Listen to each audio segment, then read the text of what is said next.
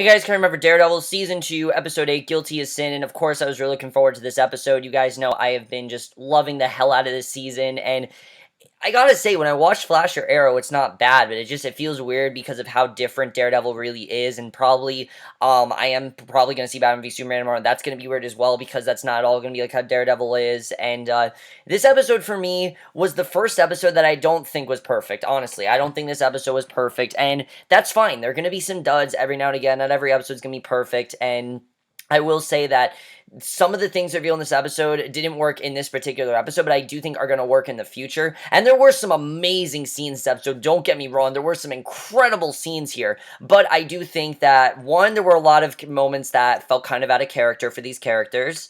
Two, there were a lot of reveals in this episode, a lot of heavy exposition, some of characters literally just speaking the plots and things like that, and some of it felt real and some of it didn't, but there were some very good scenes, and this is one of those cases where the positive outweigh the negatives, and Daredevil is just such a great show that it's very hard to dislike this episode because there's so many great scenes, but I'm not going to lie that there were some things here that just didn't work, and I'm going to get into that, and I do think that these things that I didn't like in the episode, they're going to work in the future. It's just this particular episode, I don't think it was handled as well as it could have, but let's just get into it.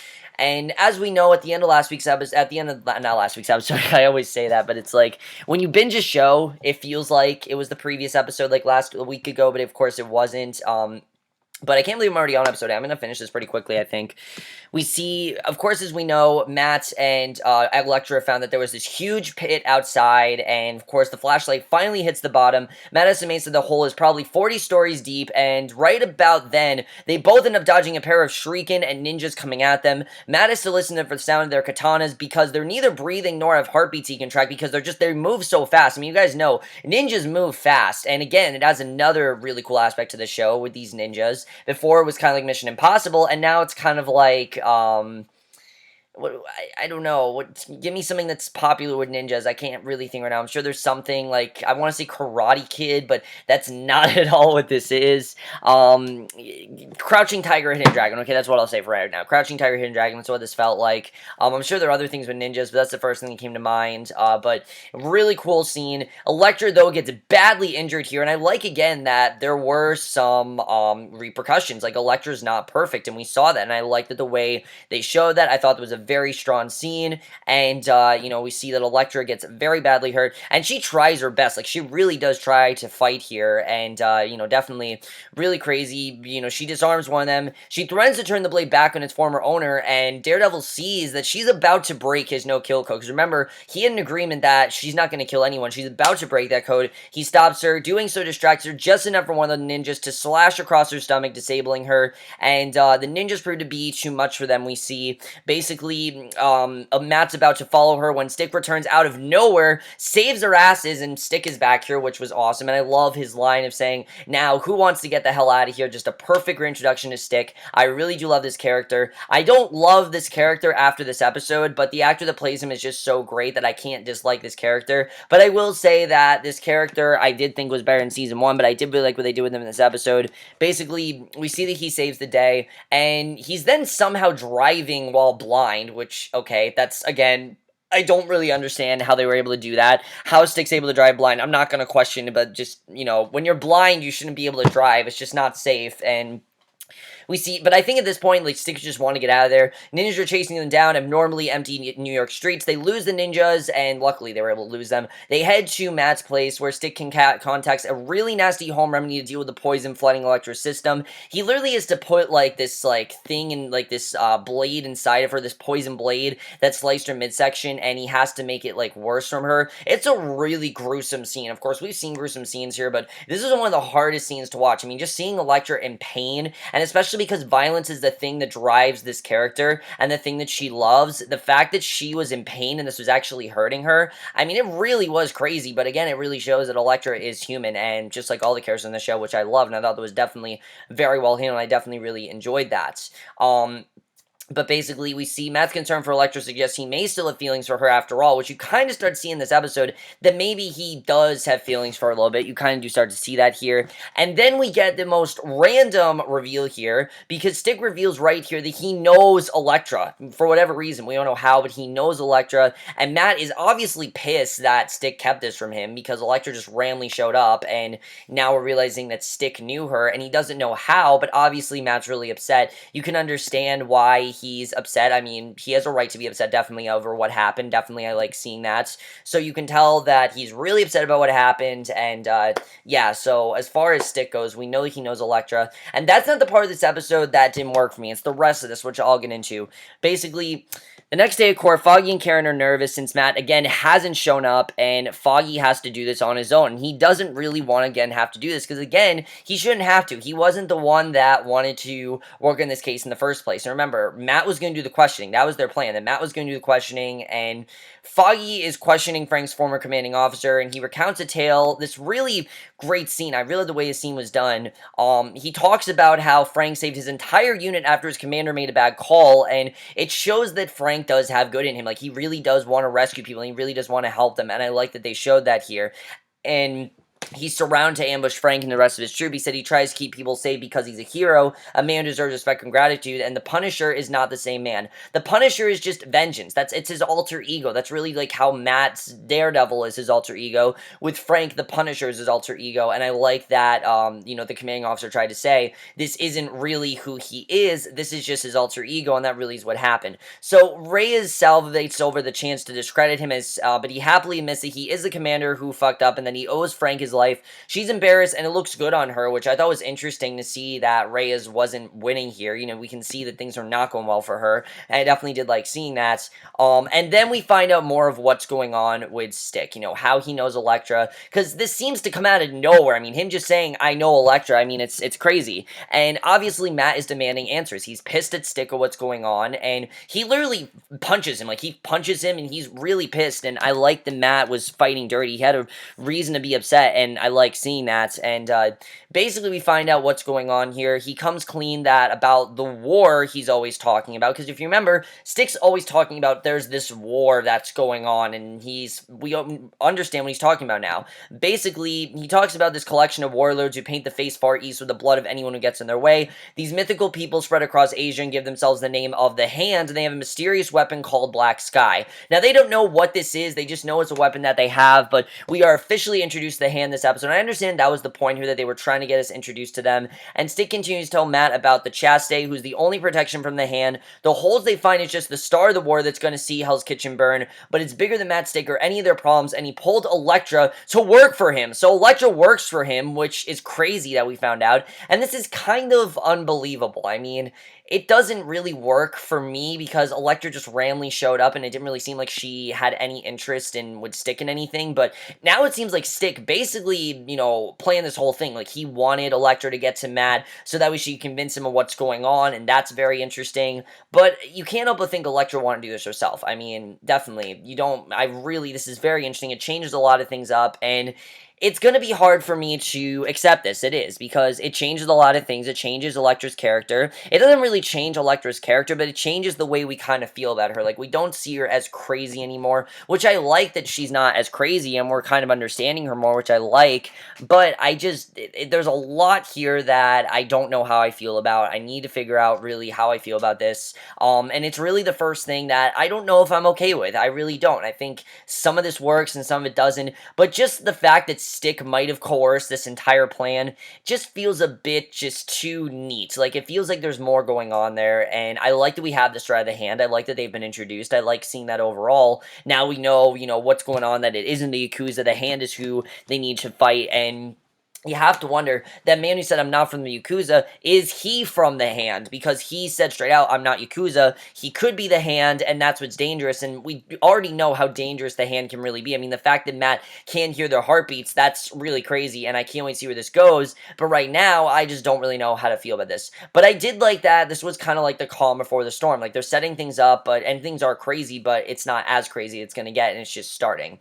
So back at court, Foggy's questioning an excerpt in Brain Injuries about the effect effects of Frank's brain injury resulting from the bullet to the head he took, and I like they tried to tell them that he was shot in the head, and that's what happened, and Reyes tries to object, but Foggy shuts her down, and the judge allows it. They don't want to hear from Reyes. Reyes is just trying to get her side of the story, but it's not working, and then this random person in the seating area bursts out angrily about not caring why Frank killed. He still killed his father, and he hates him, and it's a good scene. I mean, you understand this kid's, like, problem. You understand why he's upset with what's going on, and this isn't just some guy that's talking. This is a kid whose father was killed, and you understand his genuine emotion, but obviously he's ruining things for the court. You know, he's trying to make Frank look like this bad guy, and it's not really working, and I like seeing that. I like the way that was done.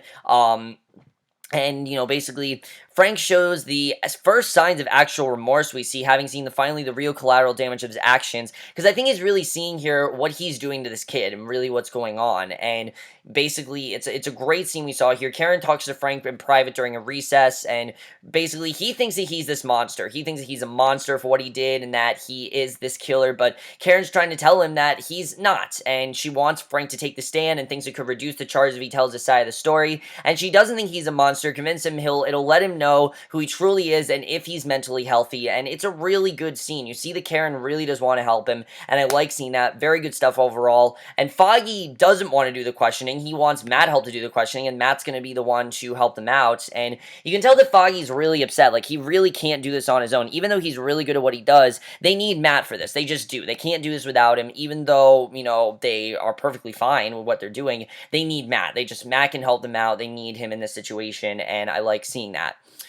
So Electra's awake, apologizes to Matt about keeping her relation with Stick as his student a secret, and she admits that she broke a promise to Stick by falling in love with Matt, and again, kind of cliche. We've seen this before where it's like, oh, I wasn't supposed to fall in love with you, but I did, but I really believe Electra here. Like, I really believe that she did fall in love with Matt, and that she does actually really care about him. Obviously, she's very manipulative and controlling, but now we know why she is. Obviously, she was kind of told to be that way. She was told to be manipulative, and I'm sure she still has this fetish for violence, but Sticky just as they talk, and Matt tries to convince her to walk away from Stick's war and stop the killing. He still doesn't believe Stick's story, despite having almost been killed by ninjas with no heartbeats, and you can kind of understand it. And a lot of people are saying, well, why doesn't Matt understand the story? And I'm not upset about this at all. I think it kind of makes sense. I mean, it doesn't sound believable. It doesn't, and Matt doesn't think that Stick's telling the whole truth. You know, he still doesn't fully trust Elektra, and I like seeing that. I like the way that that was done, and you can see that while he wants to believe her, he still doesn't really know if it's true, and then the worst thing happens. This wasn't a bad scene by any means, but it was very cliche, and I'm like, did Daredevil really need to do this? This does not seem like the show that needed to do this. Karen shows up, not even caring why he has this. There's this guy, and she sees Elektra in his bed. She has no idea what's going on. She insists that he be at court tomorrow to do the exam for Frank, and she abruptly leaves, and you can tell right away that they are done. I mean, she doesn't care why Elektra's there. She doesn't want to know how this all happened. She just knows they're done. I mean, she knows that now he's doing this side thing, and she's really upset about it, and I think really the thing that worked for me here was Deborah Ann Wolf's delivery. I mean, the scene could have come off as really cheesy, but Deborah Ann Wolf, you really saw the genuine, heartbreak in her tone and just the way that she was and how she stormed out, because, you know, she really cared about Matt, but he really has angered her. I mean, he's not helping them at all, and now that she knows it could just be because he's cheating on her, she's even more upset, and I love that she just bursted out there. That was awesome. Really great scene. Definitely really great stuff, and very sad for Karen and Matt, but you can definitely tell through this episode, they're done. Like, there's no sign of these two getting back together. If they do, maybe at some point they will, but right now,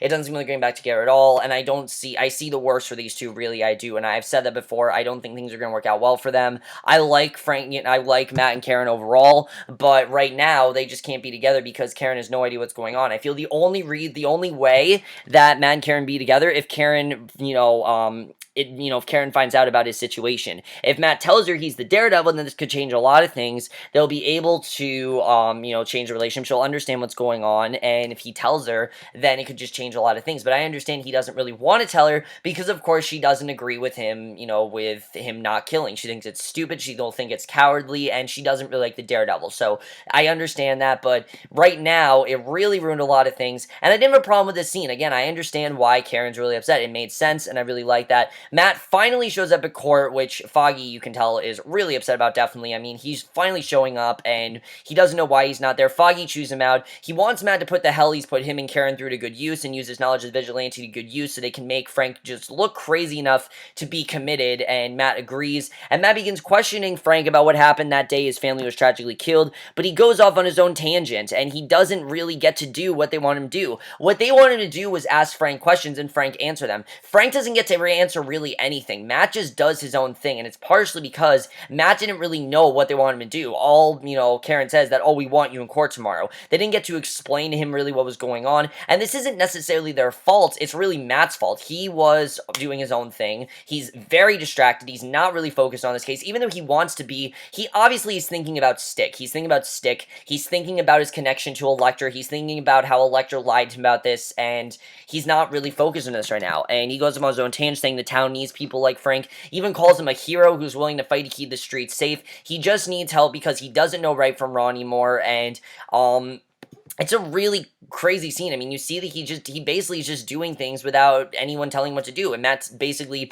talks about what's going on, but Frank went too far, needs help, and Frank keeps nervously staring at one bailiff, and he freaks out. Like, he finally freaks out, and he basically claimed that he killed because he loved it and ruins his case, and obviously this isn't true, but Frank is going crazy. He kills all those people because he loves it. He's itching to kill again. No one or nothing is going to stop him from killing again, and basically he screams he's guilty. He'll kill every single one of them as he's escorted out of the courtroom, and he's now ruined his case. And this felt a bit out of character to me. I understand that Frank is being pushed to his breaking point. He has to remember things that he doesn't want to remember, but the fact that he just blatantly say, I'm this killer and I enjoy what I did, it didn't really go with the arc that we've been setting up. The arc that we've been setting up seemed like he was trying to get away from being the Punisher and realize that he's not a killer, and even though he thought he was, and realizing the damage he did to everyone, it didn't really make sense to me the way that the way he just suddenly went back into that persona. And I understand he was obviously freaking out and everything, but it felt kind of out of character to me. Didn't really go what we've been setting up with Frank, and I think they can definitely fix that, but right now, that scene just didn't work as well as it should have, definitely. So, Foggy thinks that Matt provoked Frank, and Matt thinks that someone, got into Frank's head and tried to, basically tell him what to do, and, Matt guesses that someone got to Frank, but Foggy and Karen blame Matt, which they rightfully should, and Foggy storms off. Karen's close behind after she breaks up with him, and I love the way the Karen scene was done, because remember, she doesn't know he's the Daredevil, but I love what she says. She says that he talked about how people need a hero in this city, and he's not one of them. I love that line. It's such a great line. It shows how much what Karen sees him at, that he's not this hero, and in many ways, he's not being a hero. He's ruining things. I mean, he is being a hero as the Daredevil, but he's also kind of working with the enemy a little bit, and he's not really helping the city in any way, and obviously, she's really upset, and even though she doesn't know that he's Daredevil, it really does pertain to who Matt Murdock's being. I mean, he really isn't helping them in any way. He's not being a hero. He didn't do what they want him to do, and they are really done with his shit. They don't want to deal with him right now, and I'm not upset that they completely abandoned him, and I definitely think it's going to be like this for a while. And until Matt admits what's going on and tries to figure out a situation with Elektra, because he really needs to figure out what he's going to do here, because it's clear that Elektra really is complicating things, and I knew this was going to happen, but this is getting really bad. Like, it's going to be a really bad situation for Matt. He needs to find out what he needs to do with Elektra and then move on from it. So back in Matt's place, Elektra tells Styx she wants to stay with Matt and try things his way. She doesn't really want to do things the way Styx telling her to. Styx says that Matt is soft and he'll make Elektra soft, and tells her she doesn't know how much he's been protecting her from. And she tells him to leave, and Styx does so, and here's the thing with Stick that didn't really work for me. You didn't see that loving side he had for Matt. I mean, we saw in episode 7 that Stick really is kind of like a fatherly figure towards Matt, and he really cares about him. And I'm sure he did, but this seemed like he was more caring more about Elektra and less than Matt. Like, Matt's not a good guy, and that you shouldn't trust him or anything. It was weird for Stick. I like the character overall, but I hope they just do something different, because like I said, here it didn't really work for me.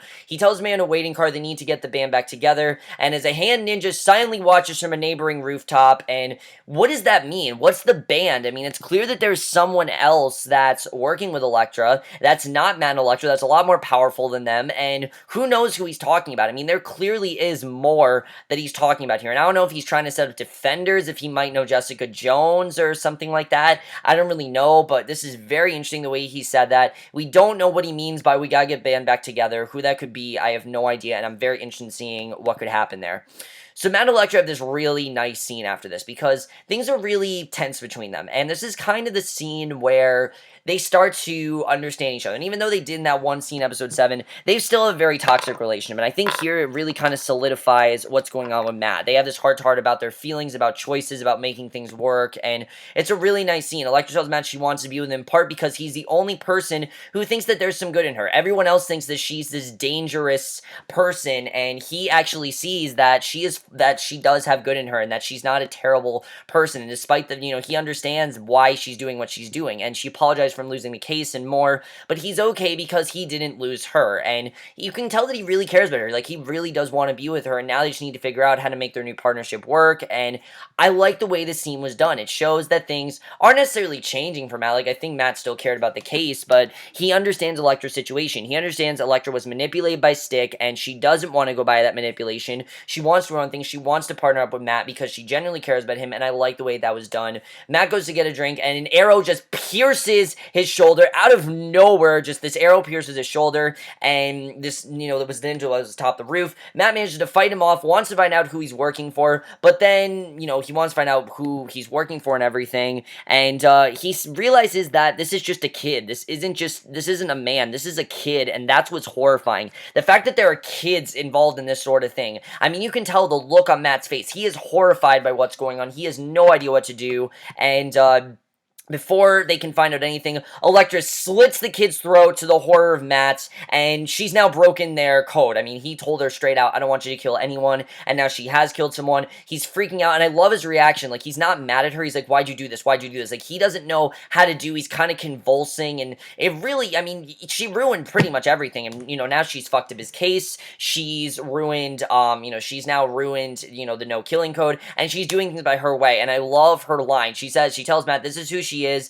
Does he still want her? And that's, we see that Matt starts having a seizure. Literally, he starts having a seizure here. Really crazy the way that was done. And he passes out. We don't know what's going to happen, but he does pass out here. And great scene. I love the way that was done. And it shows that even though Matt is understanding Elektra, they'll never be on the same team. Like, Elektra's always going to be on the killing side, while Matt's always going to be on the not killing side. Very much the same situation with Karen. The difference is with Karen that she won't, she kills when she has to. Elektra will kill when she feels like it. She felt like killing this guy. It's clear. She didn't care what he had to do. She just felt like killing him, and that's why. She enjoys killing, and that's just how it is.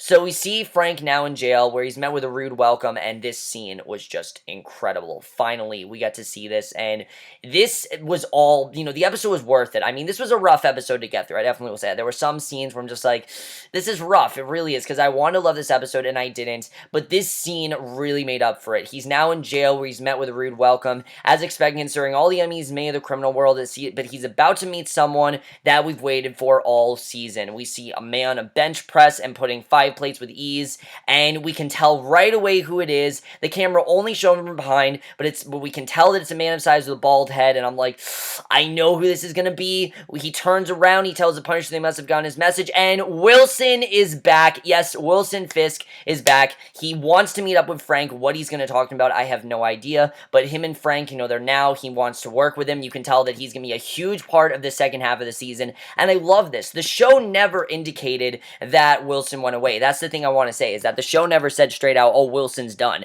We knew that he was in jail, so they kept him around, and I really applaud the show for doing that, because we couldn't get a scene like this had they just killed off Wilson, and by doing this, we get to keep Wilson around. We get to get Wilson Fisk back in the show. I can't wait to see what he's going to do with Frank. What does he want to do exactly? I feel like it has to do with, obviously, taking down Matt or getting revenge on Matt. Obviously, he wants revenge on Matt and what happened there. But what does that have to do with anything? And could Wilson have possibly influenced what Frank has done? I don't know. I feel like Frank kind of knows Wilson, or maybe there's something going on there. I'm very interested in seeing what's going on there, because we don't know what Wilson's been doing since he went to prison, which I definitely feel like like we're going to find out in the next episode. I can't wait to see the way that plays out. And this is going to terrify everyone. I mean, this ruined things for Matt. This ruined things for Foggy. And if they find out that Wilson is back, I mean, this is just going to fuck up everything. And obviously, Nelson and Murdoch is going to be over because, remember, they lost the case. And knowing that they lost, I mean, Nelson and Murdoch is definitely in danger. So it's probably going to close. It's not going to involve for anyone. And things are just getting worse. I've said it before. Like I said, things are just going to get worse before they get better.